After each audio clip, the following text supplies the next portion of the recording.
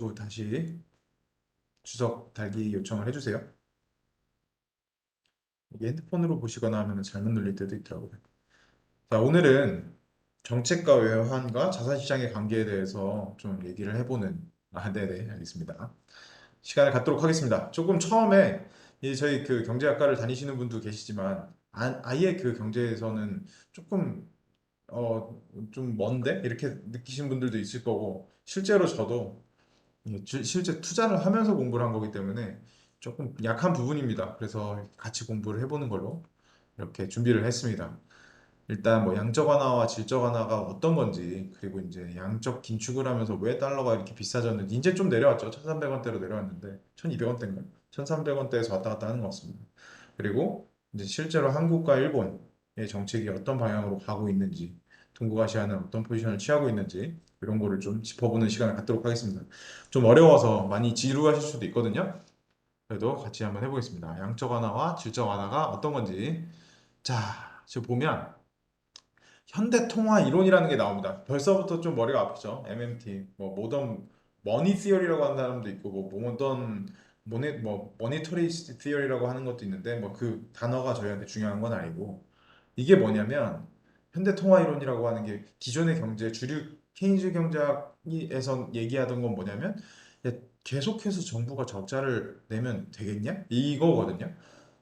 아, 그러니까 과세를 해서 정부가 국채를 발행해서 정부가 갖고 있는 그 재원 안에서 해결해야지. 그걸 넘어서서 계속 적자 운영을 하면 이거는 위험하다. 그래서 이거는 정부 지출이라 이 과세하는 것들은 그냥 그 부의 재분배로서의 역할만 해야지 경기를 부양하는 데 쓰이면 안 된다라고 하는 기존의 주류 경제학이었던 케인즈 경제학이 이렇게 얘기를 하던 것들이었고, 그래서 연준의 임무는 고용률, 그 실업률을 낮추고 인플레가 너무 과도하게 오는 것을 막는 거다. 이거 연방준비제도는 이런 식으로 운영을 해야지 방만하게 운영하면 안 된다라는 게 기존의 이전에 그 돈을 찍어내기 그 근본이제가 폐지되기 이전에 주류를 이뤘던 케인즈 경제학입니다. 케인즈라는 아저씨는 경제학자이면서 뛰어난 경제학자임과 동시에 몇 안 되는 뛰어난 성과를 낸 투자자이기도 하죠. 케인즈 아저씨는. 그래서 이 케인즈 아저씨의 가장 유명한 일화는 저러면 죽는데라고 했던 이러면 경제 죽는데라고 하면서 이제 뉴딜 정책을 설계하고 뭐 했던 분이죠. 그리고 이제 1차 세계대전이 끝나고 독일한테 저렇게 전비를 이렇게 다 물리면 쟤네 반드시 붕괴하면서 문제가 생긴다라고 2차 세계대전을 경고했던 그런 경제학자로 알고 있습니다. 그런데 이제 요즘에는 현대통화 이론이라는 게 이제 생기면서 이제 이 자본주의 시스템을 조금씩 바꾸어 놓고 있는 이런 이론이 힘을 받기 시작했습니다. 점점 더 이렇게 돈을 많이 풀어내는 과도한 인플레이션이 없다 그러면 경기 부양을 위해서 적자 운영해도 된다. 누가? 정부가 그냥 화폐 발행하고 국채 발행 계속해서 정부 지출이 계속 적자라도 마이너스 통장 계속 뚫어줄게. 언제까지? 과도한 인플레이션이 오지 않는다 그러면. 화폐 발행 계속해도 상관없어. 어차피 우리 자본주의는 계속 증가하니까 계속 이렇게 증가해야지만 이 시스템이 유지가 되니까 라고 하는 게 여기 MMT라고 적혀 있는 현대통화 이론의 골자입니다. 그래서 이제 저희가 첫 번째 시간에도 배웠던 것처럼 미국의 닉슨 대통령이 금태환문이제를 잠깐만 폐지할게 하고 하해해버렸죠. 그래서 돌아올 수 없는 강을 건넜습니다. 그래서 여기서 보면 US 머니 서플라이라고 적혀 있는 그 왼쪽에 M2 이게 광의 통화라고 합니다. 이렇게 단어만 들어도 벌써 어렵죠.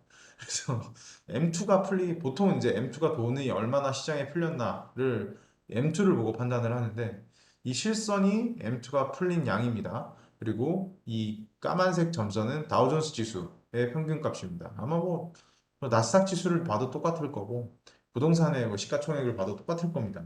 돈이 풀리면서 자산 가격이 상승한다. 왜냐하면 돈이 타락하고 있는 겁니다.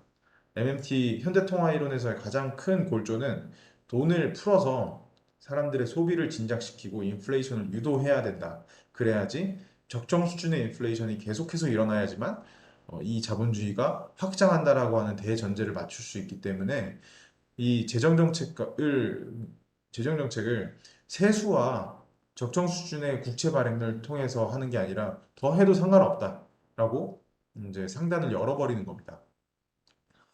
그래서 이제 이 현대통화이론이 정의하는 통화라고 하는 게 어떤 건지를 좀 보면 M1, M2, LF, L통화 이렇게 나와 있는데 요거를 저희가 다 알 필요는 없어요. 저희가 뭐 다 알 필요 없습니다. M2가 뭔지를 왜 M2에 집중을 하는지를 좀 말씀을 드리려고 갖고 온 겁니다. 이거 뭐 그 경제학 원론 뭐 이런 거 시험을 본다 그러면 다음 중 M1에 뭐 해당하지 않는 거 제가 경제학 원론 안 들었습니다. 저 모릅니다. 경제학 원론 모르는데 그런 걸 내지 않을까요?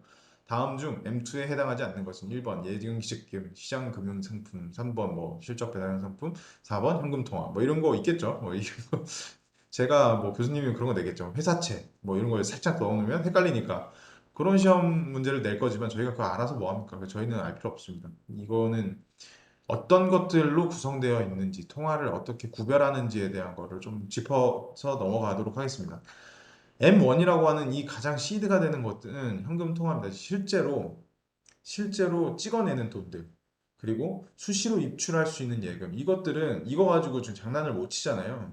수시 입출금 통장 CMA에 들어가 있는 돈을 가지고 이걸 다른 데다 투자를 한다거나 이런 게 문제가 될 수 있습니다. 나중에 내 돈 다 주세요 이렇게 했을 때 이게 다 안 빠져나가면 안 되기 때문에 이 요구불 예금이나 이런 정말 실제로 현존하는 돈, 협의통화라고 합니다. 이런 것들은 M1이라고 해서 실제로 찍어내는 시장에 풀려있는 그 돈들을 M1이라고 하고 저희가 집중해서 보는 M2는 뭐냐면 광의통화라고 하는데 이거 정기 예적금 이런 것들은 쉽게 깨지 못하는 거기 때문에 은행에서 운용을 합니다. 지급 준비율만 제외하고 나머지 비용은 대출을 발생시킨다든지 아니면 다른 상품을 구매를 국가 뭐 10년물 장기채를 산다든지 이런 것들을 사게 됩니다. 그리고 뭐 시장형 금융 상품들 뭐 펀드를 조성한다든지 이런 것들은 이제 광의 통화에 들어가서 이제 이게 실제로 시장에서 돌아다니는 돈으로 사용이 될 수 있습니다.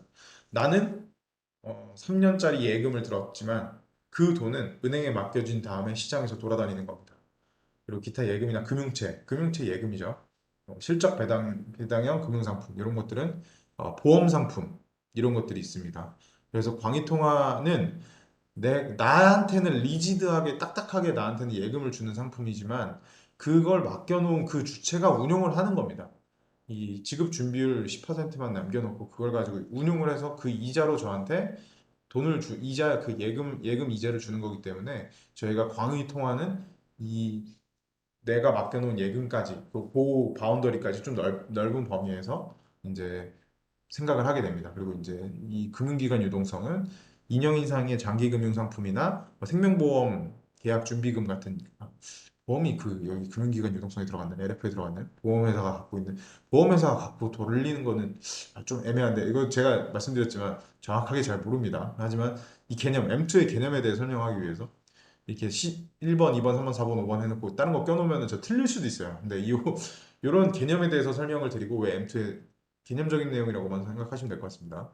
이 생명보험 계약 준비금 같은 거, 금융기관에서 유동화해서 돈을 굴리는 것들까지 하면 LF라고 해놓고 광의 유동성, 실제로 시장에 모두 돌아다니는 거. 그러니까 채권, 회사채, CP 이런 것들, 국채, 지방채 이런 것들은 전체적으로 광범위하게 발행 주체가 따로 있지 않고 제가 뭐 예를 들어서 저희 와이프한테 아니면 아이들한테 아니면 아이들한테라고 하긴 좀 애매해요.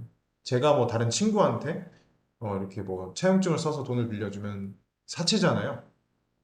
사채까지 포함이 되는지는 잘 모르겠네요. 근데 이렇게 광의 통화성은 회사채나 기업어음들, 회사채 뭐 CP 이번에 문제가 됐었던 부동산 PF CP 같은 경우에도 여기에 이 광의 유동성이 들어가게 되는 겁니다. 그래서 기업이 발행하는 것과 정부가 발행하는 국채나 지방채, 그 기관의 의지로 풀린 이런 돈의 크기가 이제 광의 유동성이라는 큰 범위 안에 들어가게 됩니다.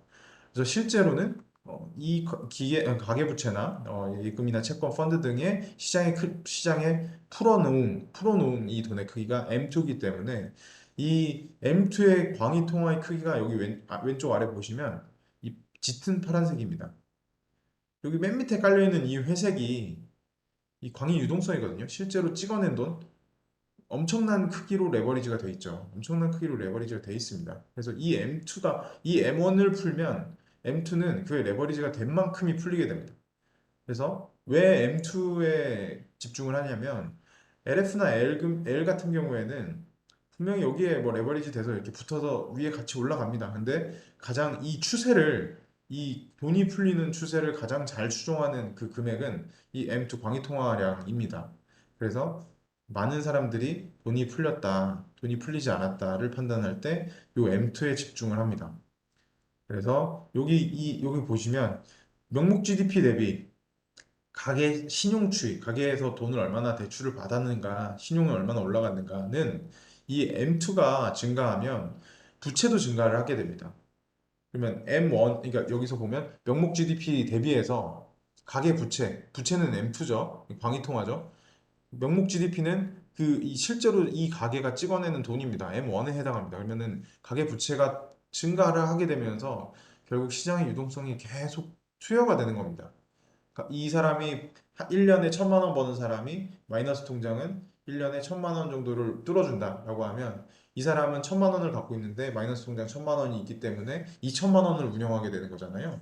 그러면 이 사람이 실제로 찍어낼 수 있는 돈 대비 많은 돈을 운영할 수 있고 활용할 수 있고 대출을 받아놓고 안 쓰더라도 시장에 풀린 돈은 대출을 마이너스 통장을 뚫는 순간 쓸 수 있는 돈으로 늘어난 겁니다.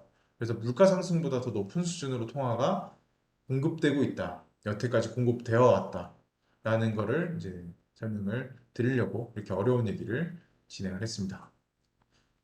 잠시만요. 네, 그래서 자, 양적 완화를 이용해서 돈을 푸는 방법이 양적 완화 많이 들어갔잖아요. 그 양적 완화 뭔지 저희 이제 얼추 다 아실 겁니다. 이렇게 경제에 대해서 이렇게 관심이 있으시면 그러면 이 양적 완화가 어떤 건지에 대해서 좀 디테일하게 좀 봐보도록 하겠습니다. 일단은 양적 완화하면 저금리, 뭐 제로금리로 간다. 금리를 계속 인하한다. 라고 하는 걸 알 수 있습니다. 이게 기존의 주류 경제학의 어떤 케이즈 경제학에서는 말도 안 되는 겁니다. 하지만 실제로 전 세계는 여기 2002년도부터 지금 이렇게 제가 기준금리랑 M2 통화량을 이렇게 그려놓은 겁니다. 지난 20년, 30년, 40년 동안 40년 폴볼커 이후에 40년 동안 이렇게 통화량은 풀려왔습니다. 그리고 70년 이때 이후로 금태환봉이자가 폐지된 이후로 돈은 계속해서 풀려오기 시작했습니다. 금리를 계속 인하를 하면서 유동성을 공급하면서 경기 침체를 계속 막아온 겁니다. 보시면 여기 보험적 금리 인상을 하는 겁니다. 이렇게 낮은 수준으로 여기 기준금리는 여기 오른쪽에 있습니다. 낮은 수준으로 계속 1%대로 유지를 해오다가 조금 괜찮은데 할 때 이 경기가 되게 괜찮은데 싶을 때 기준금리를 조금씩 올려놓는 겁니다. 이런 걸 보험적 금리 인상이라고 합니다. 왜 보험적 금리 인상이 중요하냐면 쓸 카드가 없는 거예요.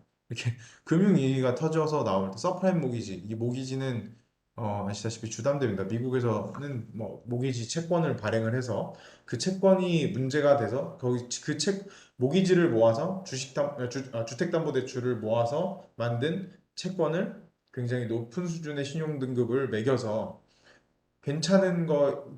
높은 수준의 신용등급을 갖고 있는 그 채권을 여러 가지 주택담보대출을 모아서 만든 그 펀드를 그 연기금이나 뭐 다른 기관들에게 채권형 펀드로 판매를 하기 시작하면서부터 이 씨앗이 심어졌죠. 서프라임 모기지가. 그래서 이 서프라임 모기지를 그 채권에 파생 상품들이 계속 나오고 하면서 이 주택 가격이 떨어져서 이 모기지를 갚지 않는 사람들이 나오지 않을 거라는 믿음으로 만들어졌던 시장이 붕괴된 게 서프라임 모기지 사태였었던 거죠. 그래서 이때 리만 브러스라고 하는 은행이 망했습니다. 그때 요런 폭탄이 리스크가 터질 때 금리를 훅 하고 낮춰서 돈을 풀어버립니다. 근데 뭐야 M2가 그렇게 증가 안 했네?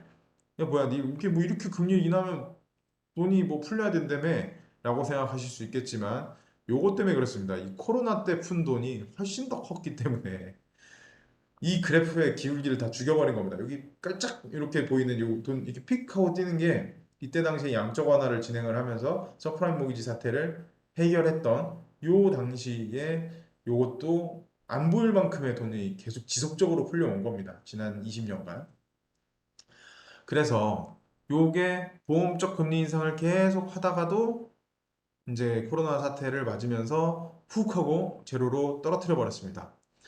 이게 돈을 푼 거거든요. 지금 이 돈이 제로 금리로 떨어질 때 돈이 풀려오는 이때 금리도 낮추면서 통화 정책도 재정 정책과 통화 정책의 콜라보레이션을 일으키면서 어마어마한 돈을 풀어낸 기록 이렇게 M2를 이렇게 증가시킨 요거를 이제 꺾으려고 지금 제가 여기 뒤에 조금 더 업데이트를 하면 요만큼 꺾였을 겁니다. 왜냐하면 금리가 더 올랐으니까요. 그거를 이제 설명을 좀 드리도록 하겠습니다. 그러면 이 금리를 낮추면 왜 돈이 풀리는지, 머니 프린팅이 어떻게 되는지를 구조를 좀 설명을 드리겠습니다. 이 양적 완화, 이 서프라임 모기지 사태를 이겨내기 위해서 어떻게 연준이 돈을 풀었는지. 자, 재정 정책을 관장하는 재무부랑 통화 정책을 관장하는 우리로 치면 기재부 장관이랑 통화 정책은 한국은행 총재랑 둘이서 이제 재정 정책과 통화 정책을 한꺼번에 힘을 실어줘야 사실 이 정책에 힘이 실립니다. 그래서 이 양적 완화라는 거를 시작할 때 어떻게 했냐면 여기 보면 어, 우리로 치면 이거 재무부에서 채권을 발행을 해주면 은행이 사주는 겁니다. 이 은행이 사주는 이 돈은 어디서 나왔냐면 연준이 은행에서 은행채를 사주면서 연준이 돈을 뿌려주는 겁니다. 그래서 이 시중은행이 이 기재부에서 발행한 국채 등등을 무제한으로 양적 완화를 무제한으로 매입을 해주는 겁니다. 이 은행채는 계속해서 연준이 계속해서 사주면서 돈을 찍어서 발행을 해주는 겁니다. 그렇게 되면 은행은 실제로 이 재무부에서 발행한 채권을 담보로 돈을 땡길 수가 있습니다. 이 채권이 여기로 들어가는 거거든요. 그러면은 여기서 나오는 이 돈들이 시중은행. 네네, 맞습니다. 빅쇼트는 저희 커리큘럼에서도 하루를 원래는 한 5회차 정도에 같이 그걸 보는 커리큘럼이 있습니다. 그래서 그거를 다들 지칠 때쯤 이렇게 했었거든요. 다 같이 보면서 이 빅쇼트에 대한 거를 이 서프라임 모기지 사태가 어떻게 촉발됐고 그걸로 돈을 누가 벌었는지에 대한 거를 좀 같이 보는 시간을 갖도록 하겠습니다. 좋은 지역입니다. 네, 그거는 그거보다 더 좋은 시청각 자료가 없더라고요. 아, 괜찮습니다. 괜찮습니다. 좋습니다. 그래서 이 은행이 시중에 대출을 일으켜주면서 이 커스터머들이 다시 세금으로 내는 이런 방식으로 무제한으로 이 본드가 무제한으로 여기서 돌면서 돈이 시중으로 풀리는 겁니다. 이런 방식으로 돈을 양적 완화를 진행을 했는데 이 양적 완화를 진행을 한 과정에서 금융위기 이때 2009년에 얼마의 돈을 풀었는지 그리고 몇 년간 풀었는지를 저희가 한번 보다 보면 자, 이 3조 9,550억 달러를 자산을 매입해서 연준이 풀었다. 자산을 매입한다는 게 요 풀려 있는 요 채권을 지금 돈 주고 샀다는 거죠. 연준이. 1차 양적 완화는 한 2년간 이렇게 진행이 됐는데 주택저당증권 MBS 이게 모기지 B가 뭐 백크리트, 세크리트 뭐 이런 단어인데 정확하게 단어는 제가 잘 모르겠습니다. 모기지 담보로 해서 나온 증권을 사준 겁니다. 모기지로 구성되어 있는 본드를 사준 겁니다. 그래서 요걸 사서 3천억 달러 정도의 장기국채와 주택저당증권 1조 2,500억 달러 그리고 에이전시 채권 국영 모기지 업체에서 발행한 채권 국영으로 하고 있는 우리나라로 하면 주택공사 같은 데서 발행한 채권을 사주면서 시장에 돈을 확 풀어버립니다. 이때는 당연히 주택이 지금 문제가 되니까 모기지 위주로 돈을 많이 풀었죠. 그리고 2차 양적 완화 때 장기 부채를 이렇게 6천억 달러 이게 한 2년 뒤에 또 이렇게 장기 국채 6천억 달러를 풀었고 3차 양적 완화 한 2년에 걸쳐서 장기 국채 7,900 달러 MBS도 여기 아까 말했던 주택조달증권도 8,400억 달러 등을 걸쳐서 이렇게 풀면서 어디를 통해서 했냐면 이 전자 달러들이 어, 웰스파고나 골드만삭스나 모건 스탠리 등을 통해서 마켓에 뿌려지게 된 겁니다. 양적 완화가 끝난 뒤 여기 2014년 이후에 2014년 이후 2015년에 들어가면서 양적 완화를 끝냅니다라고 얘기하고 나서 뭘 했죠? 금리 인상을 하기 시작합니다. 양적 완화가 끝나고 나면 이렇게 금리를 쭉 보험적으로 다음번 위기가 왔을 때도 내릴 금리가 있어야 되기 때문에 쭉 올려서 이 성장성은 해치지 않는 선에서 금리를 조금씩 올려온 겁니다. 자, 그러면 이번에 있었던 코로나 사태랑 저번에 있었던 양적 완화랑 어떤 식으로 달랐는지에 대해서도 조금 설명을 드리겠습니다. 이게 스티뮬러스 패키지라는 걸 이번 질적 완화를 라고 좀 단어를 좀 다르게 얘기를 했는데, 양적 완화를 하건 질적 완화를 하건 연준이 하는 일은 자산을 늘리는 겁니다.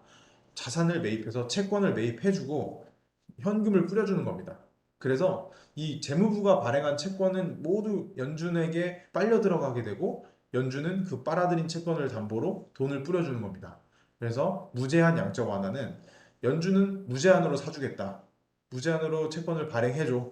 재무부는 무제한으로 채권을 발행할게.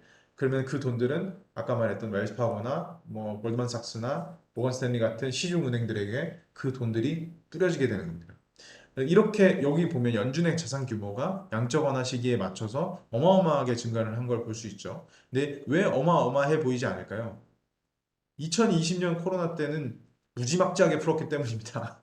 무지막지하게 연준이 자산을 규모를 늘렸습니다. 이렇게 자산을 늘려서 돈을 풀어버리면 자산은 그대로 있는데 돈이 많이 풀려버리면 그 돈이 풀린 만큼 화폐의 가치가 떨어지기 때문에 이 자산의 가격이 상승하게 됩니다. 그래서 양적 완화를 한다라는 얘기를, 양적 완화를 시작합니다, 뭐 스티뮬러스 패키지를 사용합니다, 질적 완화를 시작합니다라는 뉴스가 들어오면 살 때구나라고 생각하면 됩니다.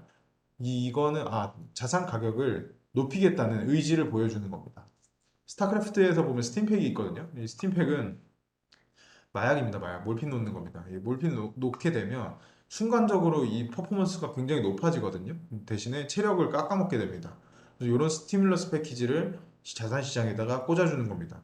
이게 5년에 걸친 양적 완화를 통해서 장기국채나 주택저당증권이나 국영모기지 업체 채권을 사주는데, 양적 완화를 통해서 5년에 걸쳐서 진행을 해보니, 한 번 해보니까 야 이거 돈은 죄송합니다. 돈은 돈대로 들고 생각보다 괜찮은데? 생각보다 이거 이렇게 뭐 시장이 막 이렇게 막 뽕에 맞아가지고 막 이렇게 해벌레 하지 않는데라는 거를, 그리고 이거 나중에 디레버리징 할 때도 괜찮았는데를 알게 된 겁니다. 그래서 더 효과적으로 더 높은 수준의 더 효과적인 방법을 쓰려고 이번에 코로나 때 시장이 아우성을 칠 때, 시장이 2020년 딱 들어서면서 2020년 1, 2, 3월 시장이 박살나기 시작할 때 S&P 지수 오른쪽에 있는 게 S&P 지수거든요. 시장이 이렇게 코로나 때문에 공포에 떨어져 박살나기 시작했을 때 잽싸게 질적 완화를 시작합니다. 질적 완화를 시작을 하면서 되게 빠른 시간 안에 돈을 풀어내는 거를, 되게 빠르고 실제로 돈이 필요한 데에다가 어마어마한 돈을, 자금 규모를 조성을 해서 뿌려대기 시작합니다. 이게 20년, 21년입니다. 2조 2천억 달러 규모의 급격한 유동성을, 이게 실제적으로 유동성 공급된 게 양적 완화 5년에 걸친 양적 완화 때보다 더 적은 돈이거든요. 더 적은 돈을 집중해서 빠르게 유동성을 공급을 빡 해서 질적 완화를 통해서 필요한 데다가 돈을 뿌려주겠다라는 의지를 표명합니다. 그래서 장기 국채, 이거는 이전에 양적 완화 때도 했던 거고, 주택저당증권 이것도 양적 완화 때 했던 거고, 국영모기지 채권도 양적 완화 때 했던 겁니다. 근데 여기서 질적 완화는 차이점이 있습니다. 기업의 어음을 사주기 시작합니다. 그리고 펀드 환매 대응할 수 있는 돈들을 이제 은행들에게다가도 대출을 해주기 시작합니다.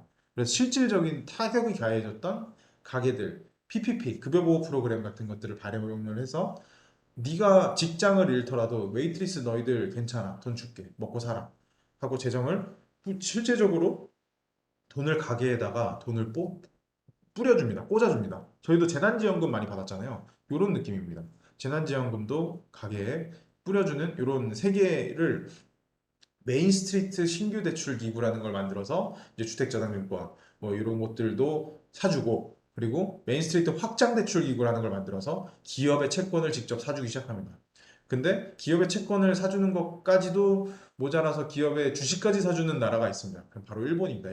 일본은 계속해서 돈을 풀어오고 있기 때문에 일본은 주식까지 사줬는데 미국은 주식까지 사진 않았습니다. 기업의 채권을 사주면서 망하지 않도록 너희들이 코로나만 아니었으면 망하지 않았을 기업들이 지금 망하지 않도록 그래서 이 기업의 어음까지 모두 매입을 해주는 2년 동안 2조 2천억 달러를 빠르게 집중적으로 투하를 시킵니다. 그 스케줄을 제가 이렇게 쭉 적어왔습니다. 자, 3월 3일 날 0.5포인트로 전격 0.5포인트 전격 인하를 발표합니다. 이게 금리를 이렇게 낮춘다는 건 시장이 지금 발작하기 직전이라는 얘기고 FOMC에서 정례 회의에 앞서서 화상회의를 해가지고 만장일치로 빠르게 풀어버립니다. 그래서 3월 15일 날 제로금리를 단행합니다. 금리를 0.5% 낮춘 지 얼마 되지도 않았을 때 1%를 그냥 바로 1%를 더 낮춰버립니다. 이건 양적 완화를 시작하겠다. 근데 이 이상은 할 수 있는 것도 없어요. 마이너스 금리로 갈 수는 없으니까. 이걸 단행하면서 빠르게 시장을 안정시켜야 되기 때문에 이 3월 15일 아마 다들 기억하실 겁니다. 3월 15일에서 3월 17일 요 사이에 거의 이 사이에 용기를 내서 투자한 사람들은 어마어마한 부를 일궜죠. 예, 저도 저의 개인적인 재무 독립일이 3월 15일입니다. 3월 16일인가? 3월 15일. 요 주간입니다. 이때 용기를 냈죠. 이때 용기를 냈죠. 이 용기를 낼 수 있는 그 근거는 이런 시장의 흐름을 읽고 있었기 때문입니다. 바로 제로금리로 2주도 지나지 않아서 금리를 1.25%에서 0.25%로 완전히 수직 낙하시켜버렸고 7천억 달러 규모의 그 주택저당증권을 사주겠다, 양적 완화를 시작한다라는 것을 보여주고 나서 바로 이틀 뒤에 야, 이거 양적 완화 수준으로 안 되겠다. 질적 완화로 전환을 합니다라고 하면서 양적 완화 시기에는 사주지 않았던 기업 어음을 매입하는 기구에 돈을 넣는 걸 결정을 이틀 뒤에 해버립니다. 그래서 CP를 사들여 주겠습니다. 기업들이 니들이 이번 코로나 때문에 망하지 마세요. 라는 것을 보여줍니다. 그렇게 하면서 동시에 프라이머리 딜러 신용창구 같은 것들 만들어서 은행들도 니들도 지금 망하면 안 돼. 은행들 망하지 마. 망하지 마 하면서 레포를 풀어주기 시작합니다. 레포라고 하는 거는 굉장히 짧은 단기채거든요. 뭐 하루 단위의 레포 금리가 사실 그래서 기준 금리가 되는 기준 금리를 따라가기는 합니다. 하루 단위의 하루 단위의 채권이라고 보면 되는데 요런 돈들을 구성을 시켜줍니다. 그래서 최대 90일까지 니들 이번에 진짜 급한 급전을 우리가 빌려줄게라고 해서 프라이머리 딜러 신용 창구라는 것을 만들어주고 그것과 동시에 머니마켓 뮤추얼 유동성 지원 창구라는 것을 만들어서 유동성 환매 갑자기 해야 되는데 급전이 필요한 애들 뭐 이렇게 자산이 갑자기 자산 가격이 훅 하고 떨어지니까 자산으로 묶어놨던 그 돈의 금액들을 갑자기 환매 요청이 들어왔을 때 환매 중지가 나면은 사실 신용이 깨지니까 자본주의에서는 환매 중지가 제일 무서운 겁니다. 그래서 요것들을 막기 위해서 은행이 자금을 대고 또 일주일이 지나지 않아서 국채나 MBS를 우리가 무제한으로 필요한 만큼 매입하겠다는 얘기를 또 합니다. 지금의 연준을 생각하면 상상이 안 되죠. 지금 연준은 계속 채찍질만 하고 있죠. 근데 이때는 똑같은 사람입니다. 제롬 파월이 나와서 무제한으로 사주겠다. 무제한으로 사주고 세컨더리 마켓에 대한 것도 사주겠다. 자산담보부 채권 뭐 무조건 사주겠다. 가계에도 직접적으로 돈을 뿌려주겠다라고 이야기를 하면서 3월 말이 들어가며 시장은 환호성을 지르기 시작합니다. 시장이 어마어마하게 반등하기 시작했고 최대 2조 3천억 달러 규모 유동성 투입을 구상을 세워서 우리가 일단 땜빵이 났던 거는 3월 달 안으로 끝났고 이걸 하면서 동시에 메인스트리트 신규 대출 기구를 만들 거고 확장 대출 기구를 만들 거고 급여 보호 프로그램을 만들 거고 필요한 데에다가 시장을 안정하게 유지를 시켜주는 의지를 표명을 하게 되는 데까지 채 한 달이 걸리지 않았습니다. 그래서 평균 물가 안전 목표제를 도입했는데 이거는 일본이 쓰고 있는 일드 커브 컨트롤과 거의 유사한 형태로 했습니다. 물가 상승률이 지금 보면 말도 안 되죠. 물가 상승률이 장기 평균 2%. 지금 작년은 대비 CPI가 뭐 10%를 가네 9%였네 뭐 7% 이제 7%면 야 7.1%면 괜찮지 않냐 이러고 있는 상황이니까 되게 2년 안에 격세지감을 느끼죠. 장기 평균 2%로 가게끔 우리가 금리 인상하지 않을게. 2%를 일정 기간 초과하더라도 금리 인상하지 않을게. 라는 얘기를 2020년 8월에 합니다. 시장이 너무 환호성을 지르니까 이거 이렇게 되면 시장이 환호성을 지르니까 갑자기 연준이 이제 질적 완화 안 하는 거 아니야? 라고 의심하는 사람들이 많아지기 시작하니까 요때 한국에서도 가장 가장 투자자들이 좋아하는 종목, 그리고 기대감을 가졌던 종목이 곧버스입니다. 전고점을 돌파한 2,700을 돌파하기 시작하니까 야, 이게 기업이 실적이 나빠지면 나빠졌는데 왜 주가가 오르는 거야? 하면서 이때 20년 8월에 많은 개미 투자자들이 곧버스를 타기 시작합니다. 그래서 굉장히 곧버스에 대한 트래픽도 높아졌습니다. 곧버스가 뭐냐면 시장이 떨어질 거라는 인버스 투자를 하는 인버스에 하는 인버스 펀드들이 곱하기 2를 해주는 그래서 인버스 플러스 곱하기 2 해가지고 곧버스라는 단어가 신조어가 탄생을 했죠. 그러면서 많이들 하락에 베팅을 하기 시작하니까 연준이 시장을 올릴 건데 라고 얘기를 한 겁니다. 그러면서 곧버스가 무너졌죠. 그리고 이렇게 1년 넘게 돈을 풀다가 이제 작년 이제 2021년 5월에 테이퍼링을 논의해야 될 수도 있다라고 얘기했는데 그날 의사록에서는 향후에 언젠가 매입 속도를 조정할게요라고 하고 시기를 좀 놓쳤죠. 이때 시기를 놓쳤습니다. 그래서 21년 동안에 매입 속도를 올해 안에는 뭐 좀 줄이기 시작하는 것이 적절할 것 같아요라고 얘기를 하고 연내 테이퍼링 지지를 선언하는 거를 바로 일주일 안에 이제 잭슨홀 미팅에서 연준 의장이 말을 조금씩 바꿔 나갑니다. 이때 테이퍼링을 지지하는 선언을 하는 정도 수준이 아니라 금리를 인상했더라면 지금 같은 과격한 인플레이션이나 과격한 금리 인상이 없었을 수도 있다라는 게 지나고 나서 뭐 나오는 이런 것들이 많죠. 그래서 21년 10월에 야 이거 문제 될 수도 있겠는데 그래서 12월 중순으로 테이퍼링을 시작할게요라고 3개월간의 유예 기간을 주고 의사록을 통해서 질적 완화 끝났습니다라는 거를 21년 말에 이제 테이퍼링 시작하겠다라는 걸로 표현을 해줍니다. 이렇게 21년 말에 테이퍼링을 하겠다고 발표를 하고 돈을 회수하기 시작하니까 그다음부터 저희는 다 알죠. 22년 내내 주식은 계속해서 빠졌습니다. 이게 돈을 뿌려서 올라간 주식은 당연히 돈을 거두면 다시 자산 가격이 이렇게 낮춰질 수밖에 없는 거죠. 그래서 이런 정책적인 이슈들이 있었다. 그래서 양적 긴축을 왜 하게 됐느냐. 이런 양적 완화랑 질적 완화를 어떻게 했는지를 쭉 한번 살펴봤습니다. 그리고 나서 이제 저희가 이제 이거는 다 알고 있는 내용들이죠. 왜냐하면 저희가 작년 내내 주식 시장에서 힘들었고 부동산 시장에서 힘들었고 크립토 시장도 망가지고 하게 됐던 이유니까요. 그래서 이 제롬 파월 의장을 싫어하는 사람들이 엄청나게 많죠. 뭐 나오면 맨날 1년 내내 금리 올린다는 얘기하고 CPI가 안 잡혔다 그러고 하는 얘기를 하니까 서비스 물가가 높아서 지금 이거는 제가 따끈따끈하게 15일 날 있었던 FOMC에서 했던 의사록에서 이 FOMC 의사록을 발표하는 그 자리에서 연준 의장이 했던 얘기들입니다. 아, 지금 집값 잡혔어. 유가도 잡혔어. 그래, 알겠어. 소비자 물가 지수도 집값도 잡혔고, 유가도 잡혔어. 원자재 값도 좀 내려와서. 그래서 지금 7.1%로 잡혔어. 근데 고용이 탄탄하고 서비스 물가가 높아. 니네 팁도 안 내렸잖아. 이렇게 되면 시중에서 느끼기에 시장 금리는 우린 높일 수밖에 없어. 왜냐면 니들이 서비스 물가는 아직 안 잡혔거든.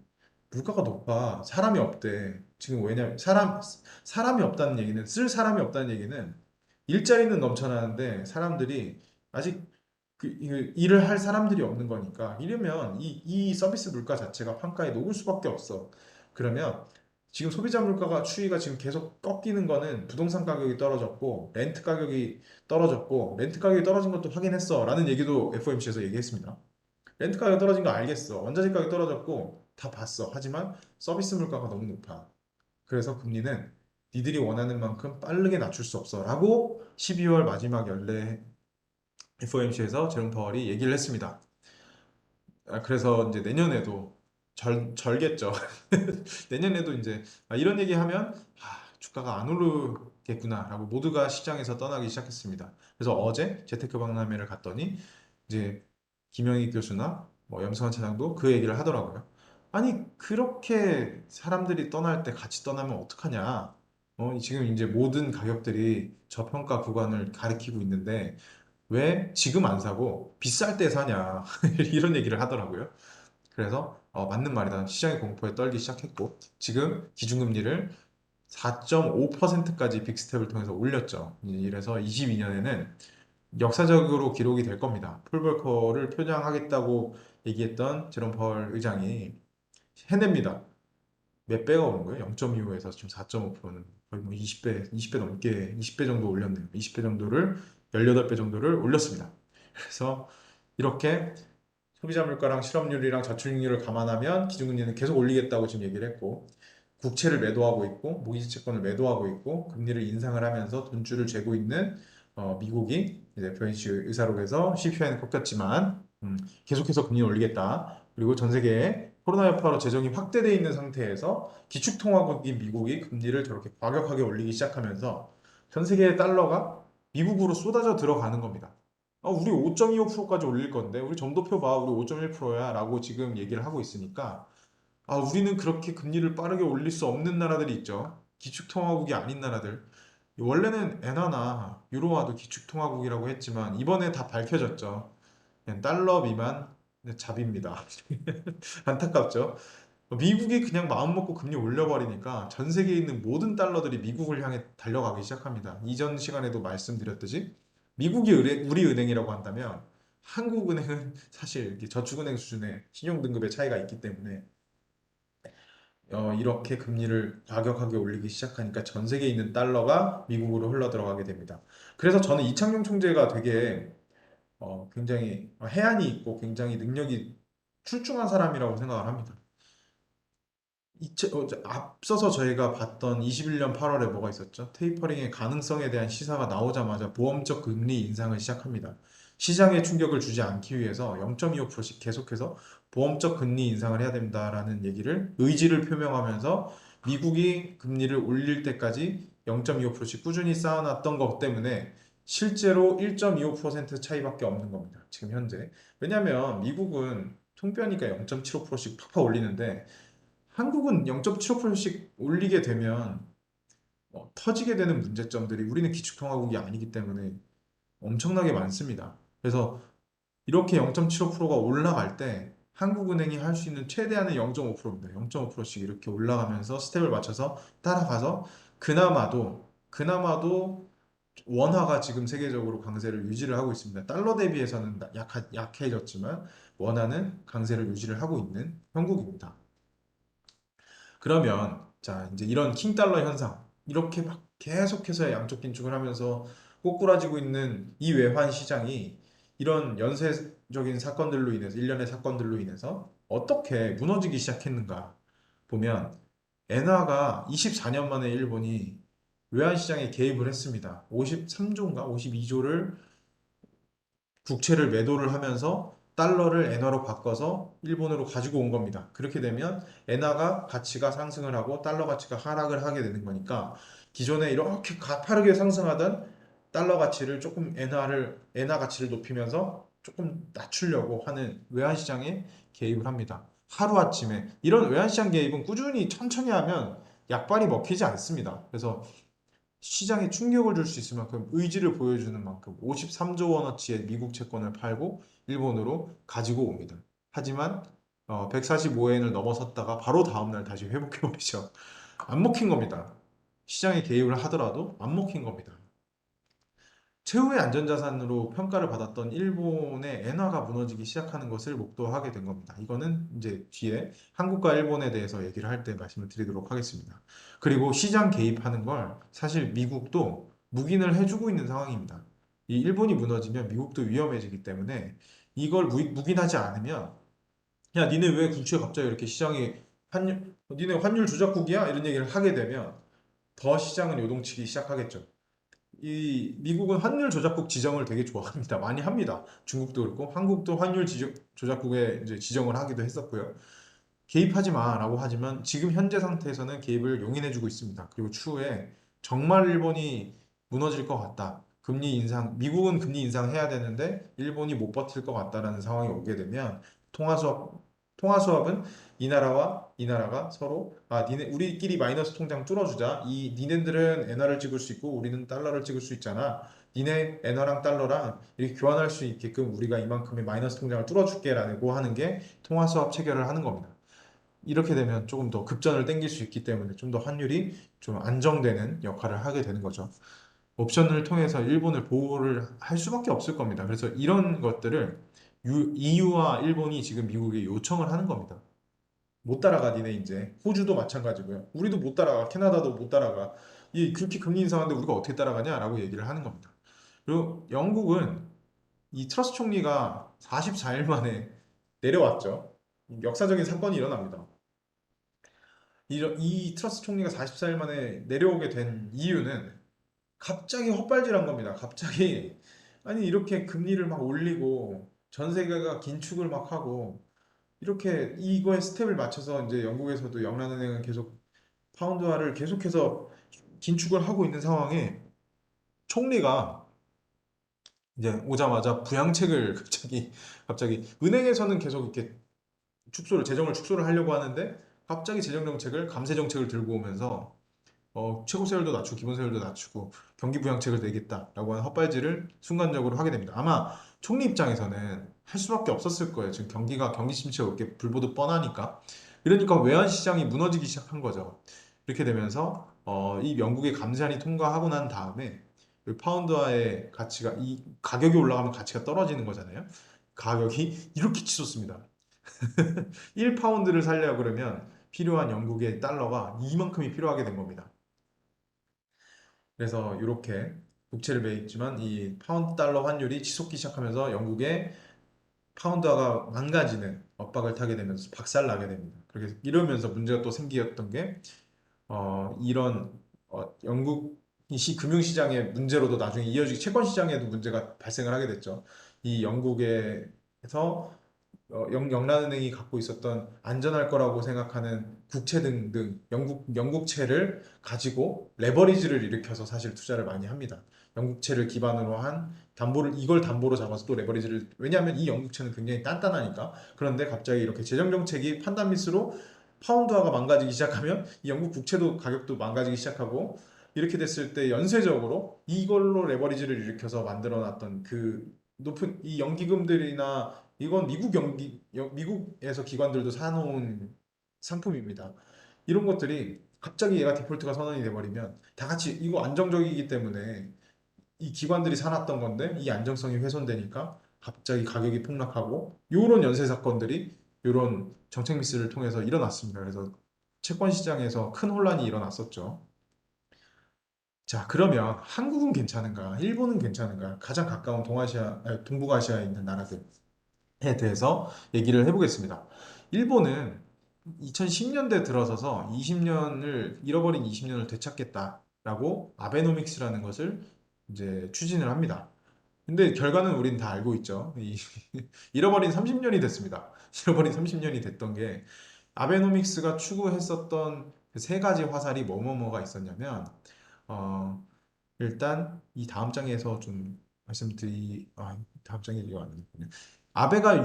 아베가 쏘아올린 세 가지 화살이 뭐냐면 금융을 완화시켜서 금융적으로 우리가 발전을 시키겠다. 그리고 재정을 확대해서 우리가 이 경기를 부양하겠다. 그리고 구조적으로 기술 우리가 예전에 그전 세계인들이 사용하는 그 일본의 그 기업들이 나올 수 있는 그런 혁신적인 환경을 만들겠다라고 세 가지 화살을 쏘아 올렸는데 결국에는 무역 수지는 계속해서 적자를 이어나갔습니다. 성과라고 얘기했던 물가랑 주가가 상승한 이유는 무제한으로 양적 완화를 통해서 BOJ가 자산을 매입을 해주고 있기 때문입니다. 그래서 무역 수지 적자, 경상수지 흑자. 왜냐하면 전 세계에서 제일 많이 미국 국채를 갖고 있는 나라가 일본입니다. 그래서 이 엔화가 버텨주던 시절에 사놨던 재산들이 주는 흑자. 그래서 결국에는 경상수지가 흑자가 나고 무역 수지는 계속해서 적자폭을 늘려나가는 이런 안타까운 일이 벌어졌습니다. 그래서 가격 경쟁력을 발생시키려고 엔화를 계속 타락시켰는데 그런데 엔저를 계속 유도를 시켰는데 이미 일본의 기업들은 혁신을 잃어버린 상황이었고 경쟁력을 잃어버린 상황이었고 10년간 돈을 풀었음에도 부채만 늘어났고 일어나지 못했습니다. 살아나지 못했습니다. 그래서 결국에는 뭐 다른 이유 때문이라고는 하지만 이렇게 안타깝게 사망을 하시게 됐습니다. 그래서 아까 앞서 말씀드렸던 것처럼 하루에 53조 원을 풀어서 미국채를 팔고 던지고 엔화를 갖고 들어와도 엔화를 방어하는데 실패를 했습니다. 그래서 BOJ가 아까 말했던 YCC가 일드 커브 컨트롤입니다. 수익률 커브를 컨트롤하는 수익률 커브를 컨트롤하는 정책을 피고 있습니다.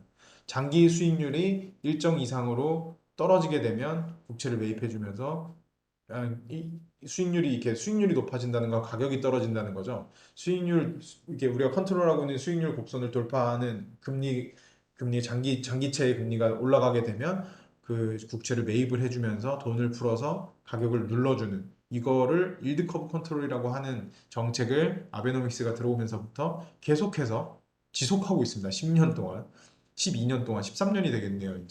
이제 채권 가격 하락되면 경제가 붕괴되기 때문에 이런 지금 미국이 급격하게 같이 0%대, 같이 0.25%대는 편했죠. 왜냐면 쟤네도 0.25, 우리도 0.25면 괜찮으니까. 근데 우리는 지금도 0.25인데 쟤네는 갑자기 5.2%까지 5.25%까지 올린다고 하니까 일본 입장에서 굉장히 곤란하게 됐습니다, 지금. 이 금리 차가 계속해서 심해지고 있죠.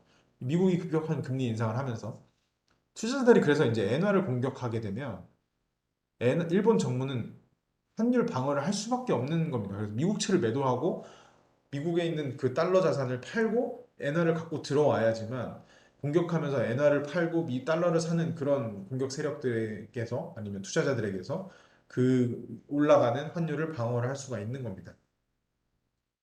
미국이 금리 인상 속도를 줄이지 않고 금리를 인하를 멈추지 않으면 이제 그 미국채를 매도하는 일본 때문에 미국채가 망가질 수 있는 가능성도 생기는 겁니다. 그래서 지금 일본은 바로 다음 장에 나오는 것처럼 가장 잘 사는 나라 부자인 일본인데 그거를 수혜를 누리지 못하고 있는 일본 국민들. 왜냐하면 무역 수지가 흑자가 계속 나줘야 이런 기술 제조업 기반의 기술을 갖고 있는 나라들은 거기서 고용도 발생하게 되고 사업을 하는 사람들은 사업 자금도 돈이 많아지게 되고 정부만 계속해서 이렇게 흑자를 보게 되면 이거를 아무리 풀어도 한계가 있는 거거든요. 기업들이 살아줘야지만 돈을 벌고 이 GDP가 올라가는 현상이 일어날 텐데 요게 지금 미국 국채를 전 세계에서 가장 많이 들고 있는 일본이 이제 부채 역시 국가별 GDP 대비 국채 규모가 베네수엘라 다음으로 높습니다.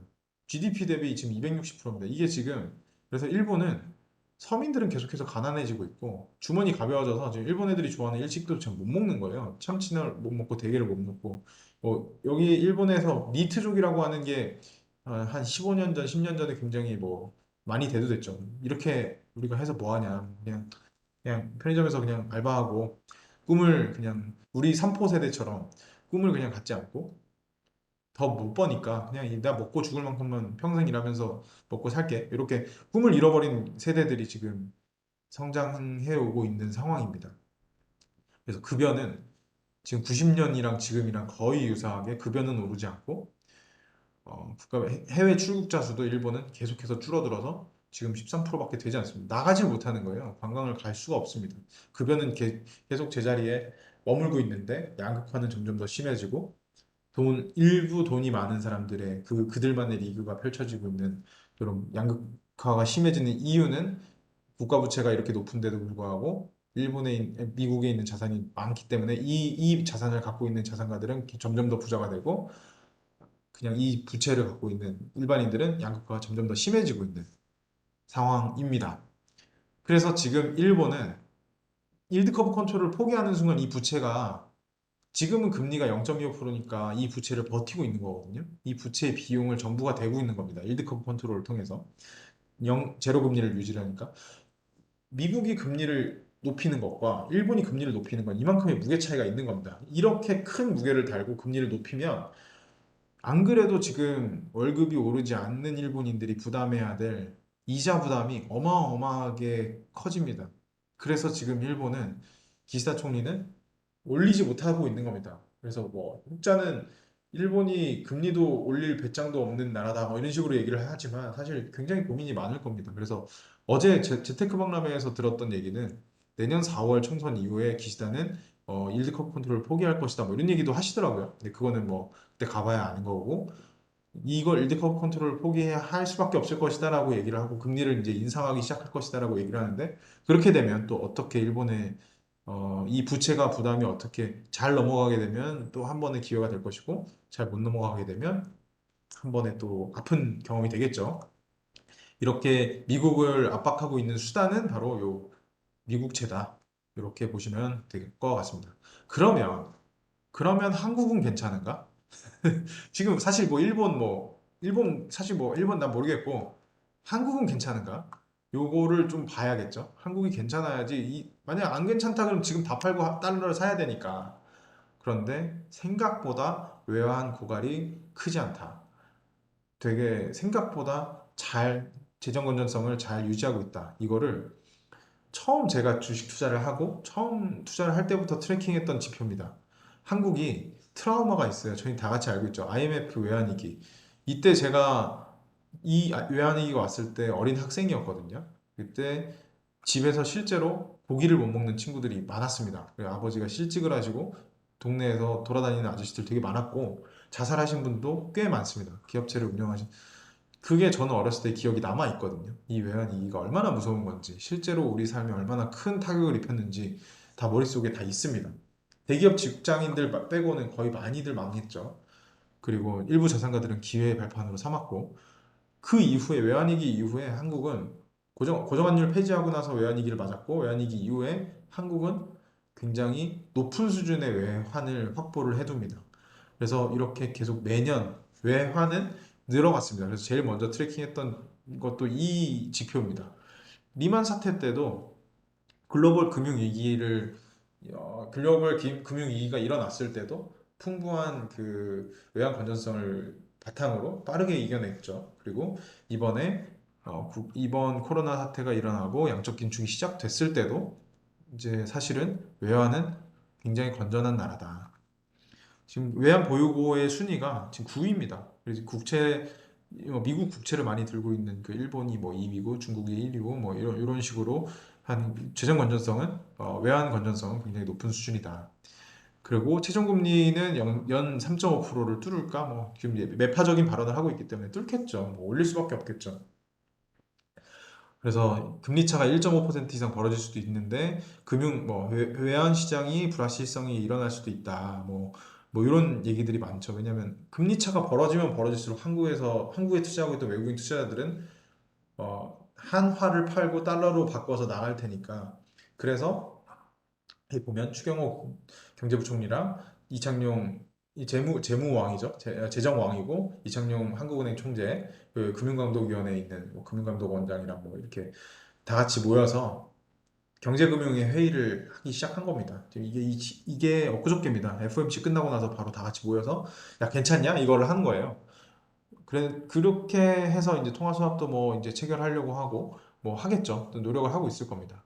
그래서 이런 기사들이 이제 뜨면 시간이 지나고 최초 계약 이 통화 스와프를 이제 많이 확대를 하면서 재정 건전성을 지금도 많이 쌓아놨지만 이렇게 금리 차가 장기적으로 가게 되면 계속해서 외환이 유출이 될 테니까 이거에 대해서 그래서 지금 이창용 총재가 얘기를 한 게 우리 경기와 우리나라의 재정에 가장 큰 영향을 미치는 건 반도체다. 이렇게 한국은행 총재가 반도체라는 섹터를 얘기를 했어요. 왜냐하면 반도체는 산업의 쌀이라고 얘기를 하잖아요. 한국이 무역 수지 흑자를 계속해서 유지할 수 있는 건 반도체를 열심히 팔아주기 때문이거든요.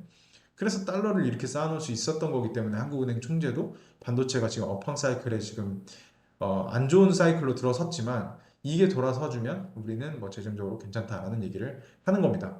그러면 이제 환율이 지금 높아졌잖아요. 원래는 1,000원에서 1,100원 사이 왔다 갔다 하다가 이제 1,300원에서 1,400원 왔다 갔다 하는 이 고환율 때 수혜를 보는 회사는 어떤 회사냐면 삼양식품 같은 걸 예를 들어볼게요.